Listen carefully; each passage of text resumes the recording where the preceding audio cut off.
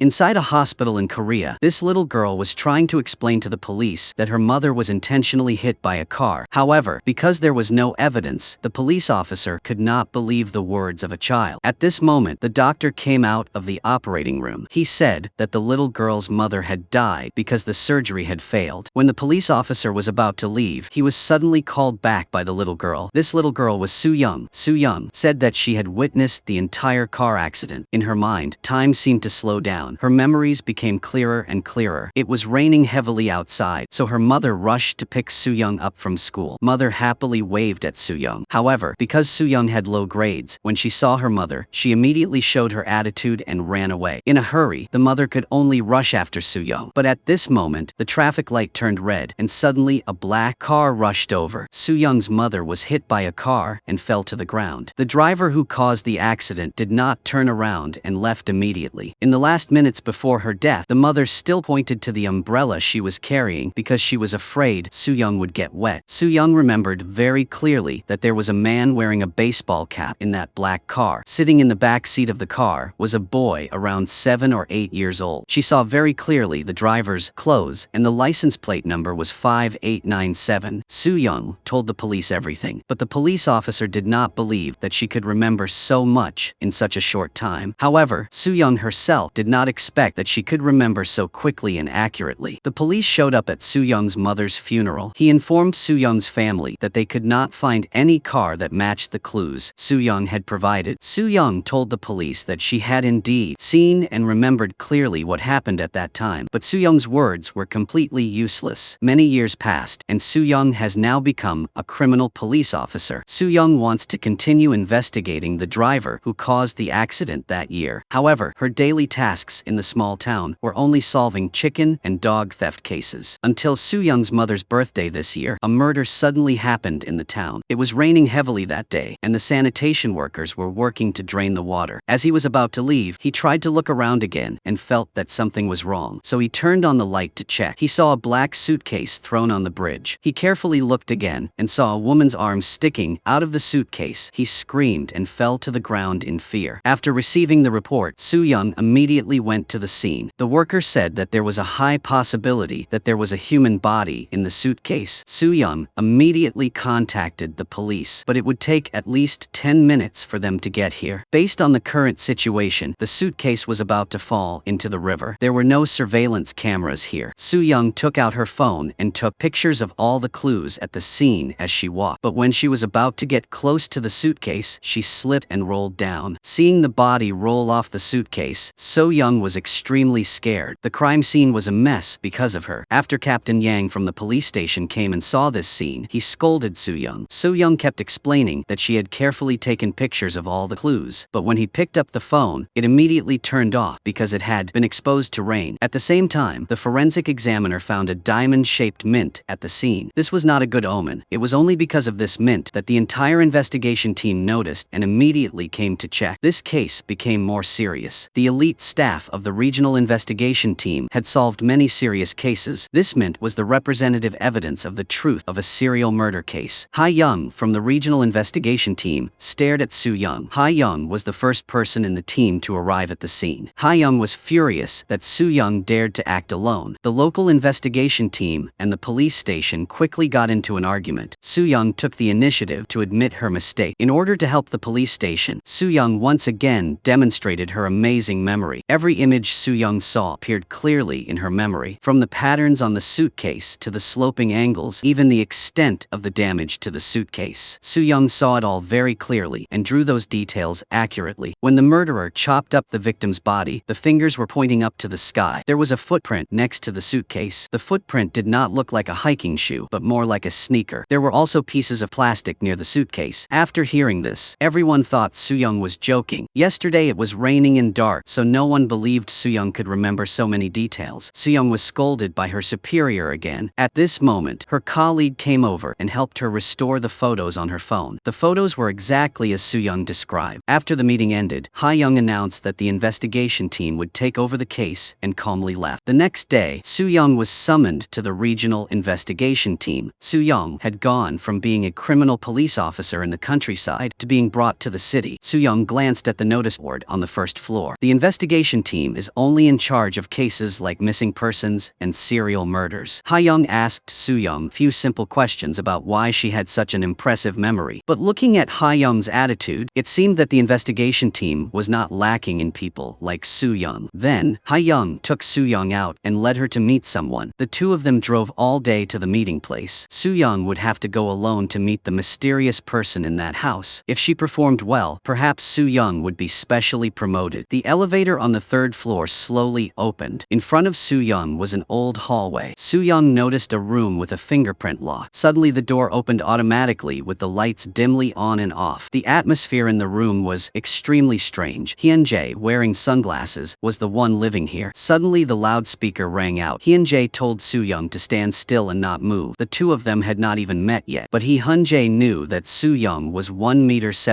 tall and weighed 53 kilograms. From the sound of Soo-young's footsteps, Hyun-jae knew that she had never worn high heels. From the sound of her clothes rubbing against each other, he guessed that she was wearing very cheap clothes. Soo-young felt a little confused and worried. Hyun-jae said that he was just a blind person, like any other blind person. Hyun-jae told Soo-young that it was Soo-young's turn to show off now. Hyun-jae asked her to describe everything on the way from downstairs to this room, starting with the guard. He was about 50 years old and 1.70 meters tall. He had a wife and a son at home. There was also a note on the calendar in the guard room that tomorrow was a special day. Hyun-jae asked Soo-young how many lights were on the third floor. Soo-young answered that there were 7, but Hyun-jae immediately said that was the wrong answer. There were exactly 9. Soo-young quickly explained that there were 2 that were off. So what? Hyun-jae asked Soo-young to describe the peppermint candy crime scene that she saw. He also emphasized that things that even a fool would know should not be reported. However, other than the details she reported in the previous meeting, she couldn't remember any other details. He suggested that she could recall the people who were watching the scene that day. Soo-young finally remembered that there was a very strange-looking man at the scene. His hair was dirty and he was very tall. He seemed to be holding a dog chain in his hand. That was all she could remember. Hyun-jae controlled the wheelchair and appeared before Soo-young's eyes. He understood Soo-young's type very well. This type of person had been stimulated since childhood, leading to insecurity and low self-esteem. She was weak-willed, had no experience in love, and was self-righteous. Moreover, she liked to act alone. Soo-young heard that and immediately showed an annoyed expression and replied that someone who likes to pretend like him probably doesn't have any friends. Soo-young also told Hyun-jae to stay in this dark place and wait to die. Not only was he not angry, he even laughed happily. Then Hyun-jae told Soo-young that if her grades weren't up to par, she shouldn't come see him again. Everyone was investigating the murder and dismemberment case. Police officer Soo-young stood in the crowd. Just by looking at the man, she could tell he was suspicious. The police were still looking for evidence. Unexpectedly, the perpetrator turned himself in at the police station. The murder weapon was a hammer with blood on it. His shirt was also stained with blood. The police immediately pointed their guns at him and subdued him. His name was Sung-hwan, and he was an artist. The police discovered that there were a large number of crime photos at his residence. Not only did he confess to the Riverside murder and dismemberment case, he also admitted to being the perpetrator in the peppermint candy serial killer case. There was once a murderer who liked to leave peppermints at the crime scene as a personal mark, but he was confirmed dead in a bombing 5 years ago. Now, Sung-hwan claims to be that murderer, so peppermints are probably not really dead. From Ha-young of the regional investigation team to Hyun-jae, everyone who has recently appeared around Soo-young seems to be targeting this peppermint killer. Hyun-jae was once a top criminal psychologist in the investigation team. His success rate in solving cases was 97%. He had once openly challenged the peppermint killer, but the result was an unexpected accident that caused him to lose his beloved wife. From then on, he became disabled. When Soo-young found out about it, she felt guilty and went to see him again. But this time, Hyun-jae did not open the door for her. Soo-young had no choice but to report her latest discovery through the camera. It was all her fault for her negligence at the scene that day. There was also a taxi parked for a long time. After saying that, Soo-young was about to leave. At this time, Hyun-jae's room door finally opened. Soo-young was also transferred to the local investigation team. Under pressure from public opinion, the police station had no choice but to announce that the perpetrator of the Riverside murder case had turned himself in. But in the interrogation room, when Ha-young faced Sung-hwan, she quickly realized that Sung-hwan was just imitating the murderer's method of committing the crime. Ha-young asked Sung-hwan why he turned himself in. He replied that it was because the victim's voice whispered to him every day. That was the reason he turned himself in. He also told Ha-young that there were still many people who had been killed. If she wanted to know where they were, she could find them herself. According to the results of the examination of the murder weapon used by Sung-hwan in the dismemberment murder case, the bloodstains on it were very fresh. The blood must have been on the murder weapon within the last 24 hours. In other words, Sung-hwan was definitely not the mastermind of the serial murders. Moreover, there was a possibility that there were still survivors. The police had narrowed down the possible crime scenes within a 2-kilometer radius. Soo-young recalled that during Sung-hwan's interrogation, he had glanced at a photo. The police finally identified the factory. However, the only ventilation hole that could be climbed into the workshop was very small. Only someone as small as Soo-young could get in. Because of the urgent time, Soo-young volunteered to enter the scene first. Everyone gave her an earphone. The person on the other end of the earphone was Hyun-jae. Soo-young struggled to crawl into the ventilation pipe when she suddenly felt a strong shaking. Because the ventilation pipe was old, it could not bear the weight, causing Soo-young to fall. She fell to the ground and fainted immediately. Everyone outside lost contact with Soo-young, but fortunately, Hyun-jae still had a signal. The good news is that Soo-young has woken up. The bad news is that her flashlight is completely broken. Police officer Soo-young groped in the dark to find the crime scene. The best way to complete the mission is to follow Hyun-jae's instructions. The two of them started to coordinate with each other. Every time Soo-young took a step, Hyun-jae, on the other end of the line, carefully listened for sounds. He told her that there might be a signal on the wall, so she should try knocking. After Soo-young did as she was told, Hyun-jae told her to follow her intuition. The direction without spiderwebs was the correct direction. Moreover, the end of this pipe would connect to the ground. Soo-young knocked as she walked, but the end of this pipe was a wall. Hyun-jae immediately asked Soo-young to try knocking so she could hear the sound of that wall. Soo-young only knocked once, and Hyun-jae told her to stop. Hyun-jae guessed that this location was supposed to be a door. Soo-young told him that there was no doorknob here. Hyun-jae smiled and said that he was sure that was the door. Sure enough, when Soo-young used all her strength to push the door a few times, she found it empty. Soo-young told him that there was a strange smell in there, both dusty and bloody. Hyun-jae instructed her to turn her back to the wall and touch to the left. There might be an exit on the left. Soo-young groped in the dark and finally found the exit. Hyun-jae told Soo-young one last thing, which was to close her eyes tightly before opening the door. She could only open them when he told her to. Although she didn't know what Hyun-jae's purpose was, Soo-young still chose to trust him. Soo-young opened the door latch. About 10 minutes later, Hyun-jae told her that she could open her eyes, but she had to be careful to keep the scene intact. In the light of the chandelier that was on and off, many corpses were hanging from the ceiling before Soo-young's eyes. Although Soo-young had prepared herself mentally, she was still so scared that she screamed. She collapsed to the ground, not knowing what to do. Hyun-jae told Soo-young to just do as he said. Soo-young walked forward step by step as he instructed. The place was like an exhibition room. There was a chair in the middle of the room. This was probably the chair Sung-hwan used to sit and admire his work. Hyun-jae suddenly felt that something bad was about to happen because he heard the sound of the chandelier swaying and the sound of dust falling. He immediately told Soo-young that the place was about to collapse and to run away. Soo-young also wanted to check if there were any survivors, but Hyun-jae kept ordering her to run away. But she saw someone still alive in the 2 industrial washing machines. She ignored Hyun-jae's orders and ran to save the girl. Seeing Soo-young's emotions, Hyun-jae understood her but was also very angry. Finally, the teammates rushed to the rescue. Soo-young also saved the girl before the room collapsed. Soo-young finally proved herself. From there, she gained Ha-young's recognition. But no one knew that the person behind saving Soo-young's life was Hyun-jae. Sung-hwan's serial murder case was solved here. But when the reporter asked if this case had any connection to the peppermint candy case 5 years ago, the police department chief Hung-pil replied that this was just a simulated crime. Ha-young still wanted to speak up, but Hung-pil pushed the microphone away. He publicly clarified that the perpetrator of the serial murder had died in an explosion 5 years ago. Now all that was left was to sentence Sung-hwan. The big case was closed, so the colleagues decided to go out to celebrate.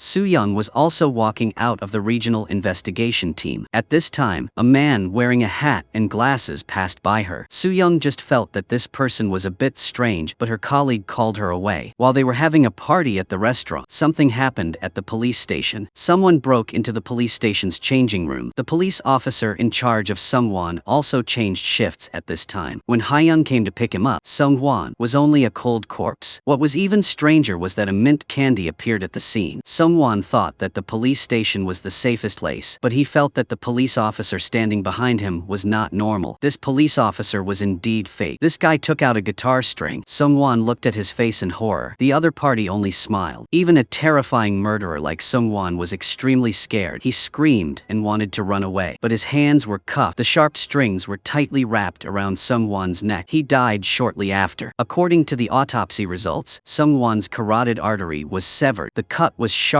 and clean. The murder weapon was probably something similar to a string. However, even if Sung-won had both hands cuffed, there was no way the murderer could have controlled a person weighing nearly 100 pounds in such a short period of time. Hunjae, who was on the other end of the line, guessed that Sung-won must have seen the murderer's face before he died. So he was so scared that he didn't even have the ability to fight back. Because the camera in the interrogation room was interrupted, Soo-young had to investigate the camera downstairs. Seeing the vending machine, Soo-young seemed to remember something. On the day Sung-won was murdered, she met a stranger next to the vending machine. At that time, she dropped coins on the ground, and that person politely picked them up for her. But now, she felt that perhaps she was being too suspicious, because this was a very normal action. Hunjae made an appointment to meet Soo-young. Seeing the investigation documents posted all over the wall, Soo-young finally understood why Hunjae was still alive. It was because Hunjae wanted to find the peppermint killer. Hunjae told Soo-young that he was sure that Sung-hwan had an accomplice because Sung-hwan was hasty, thoughtless, and liked to show off. Based on normal thinking habits, it would be difficult for him to come up with a plan to kill multiple people without leaving any traces. Hunjae told Soo-young to remember all the people she met at the police station that day. Although Soo-young's memory ability is strong, to activate this ability, there is a condition that she must be in an unfamiliar environment or in a state of extreme anxiety and nervousness. Hunjae also knows that Soo-young's brain is like a computer. She can review her memory, but when retrieving data, errors always occur. Hunjae wants to try to help her. Soo-young closes her eyes and begins to review everything. Hunjae repeatedly reminds Soo-young of the scene in the police station. Soo-young finally remembers that the man she met that night at the celebration party was very suspicious. He had a habit of moving his neck. Hunjae says that this action shows excitement or anxiety. To continue to reminisce, Hunjae reminds Soo-young to ignore the general things and focus on the details. Hunjae's encouragement makes Soo-young try even harder. At this moment, she remembered that the man had something on his hand that looked like a tattoo or a birthmark. Soo-young had reached the ideal state of memory, but Hunjae said that she was still lacking. Soo-young finally noticed that there was still a black umbrella. She had seen it in the murder case by the river. Based on the silhouette, it seemed to be the same person. Sung-won was holding a dog leash, and the strange man was holding a dog with a leash in his arms. Hunjae told Soo-young to open her eyes. This was the result he wanted. The rest would have to wait and see how the police would act. The next day, the local police station and the regional investigation team held a small conference. This time, the police invited an expert. Nayeon Suk was a top criminal psychology analyst who appeared after Hunjae. However, he believed that the peppermint killer was just a bloodthirsty person, and that Sung-won was modeled after the peppermint killer. As long as he found the murderer of Sung-won, the case could be completely closed. The two sides quickly split up. In another place, the dog seemed to have picked up on something, so it dragged its owner away. When the owner arrived, she saw that her dog was very close to the strange man in front of her. He introduced himself as Chang-gu, a veterinarian. He also said that if her dog was sick, he could examine it for free. While the girl was not paying attention, he put a bottle of medicine in his pocket. The next day, the girl took her dog to the vet clinic for a checkup. Chang-gu told her that her dog needed to be hospitalized. She could come back to pick it up in the evening. After the girl left, he stretched and turned his neck. One look at his eyes and you could tell that this vet was not a good person. Sure enough, he took advantage of the time to check on the dog and went down to the basement through a secret door. That night, the dog's owner came to pick up his pet. Looking over, the clinic seemed empty, but Chang-gu had actually been waiting for her for a long time. He told her to go in with him. The girl had only taken a few steps when she discovered something was a little strange. She saw blood on Chang-gu's white blouse. She had a bad feeling, so she slowly stepped back. Chang-gu immediately took out his weapon. The girl turned around and ran away, but he had locked the door. A miserable scream rang out and the girl was restrained by him, but Chang-gu didn't kill the girl right away. He let her run out onto the main road and chased after her. This game of tag made him feel very happy. Seeing the girl running further and further away, Chang-gu took out a hammer and quickly quickly chased after her. With just one blow of the hammer, the girl was killed on the spot. Police officer Soo Young went to Sung-won's house to investigate. At this time, Chan-gu was also in the room. According to Hun-jae's guess, he suspected that the murderer of Sung-won would definitely return to Sung-won's house to destroy the evidence. At this time, Soo Young was looking at the photo of Sung-won and the dog hanging on the wall. Hyun-jae suddenly felt something was wrong because he heard someone twisting their neck. Hyun-jae told Soo Young to stop talking and just stand there and wait without moving. After a while, he told her to get out of there. Soo Young conveniently picked up the pen next to her for self-defense, and at the same time, following Hyun-jae's instructions, slowly backed out of the room. However, Chan-gu was already close to her. When she turned around, he knocked over the bookshelf and ran away. Soo Young was pressed down by the bookshelf and tried her best to escape. Luckily, she was only slightly injured. Soo Young was about to chase after the culprit when Hyun-jae stopped her. He said that the police would be there soon. Before that, she had to find out what Chan-gu had stolen from the scene. Soo Young focused her mind and discovered that a photo was missing from the glass board.